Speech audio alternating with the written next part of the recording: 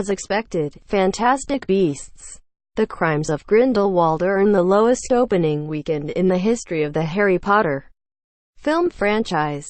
Warner Brothers struck a gold mine when they adapted J.K. Rowling's immensely popular books for the big screen, releasing 8 highly successful films over the course of a decade.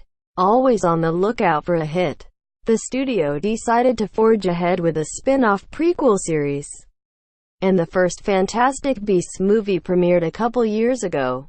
It was well received critically, though not as beloved as the mainline series, and grossed $814 million globally.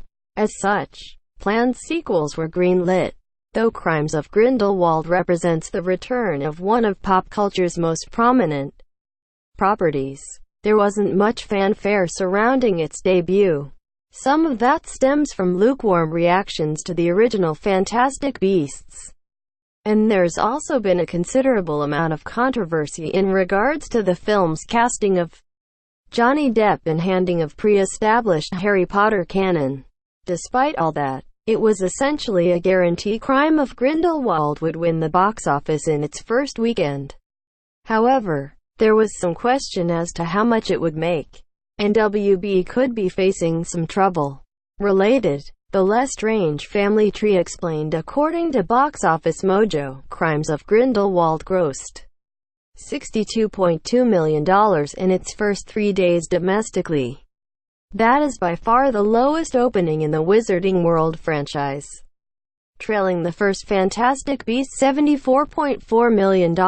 Grindelwald's figures are also well below the starts for Venom, $80.2 million, Ant-Man and the Wasp, $75.8 million, and even infamous flop Solo, A Star Wars Story, $84.4 million. It should be noted that it's not all doom and gloom for Grindelwald.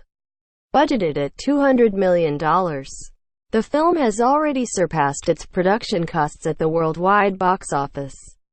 Globally, the film has earned $253.2 million, meaning it needs to make approximately $146.8 million more over the duration of its run in order to break even. There are more high-profile offerings on the horizon for this week. Ralph Breaks the Internet and Creed 2 among them. But this should be an easy goal for Fantastic Beasts to accomplish, unless its legs are very weak and it takes a substantial dip in its second weekend, which is possible. The sequel is poised to turn a profit for the studio. How sizable that profit is remains to be seen. While The Crimes of Grindelwald should be a box office success, these results illustrate the filmmakers may need to do some retooling for the future installments.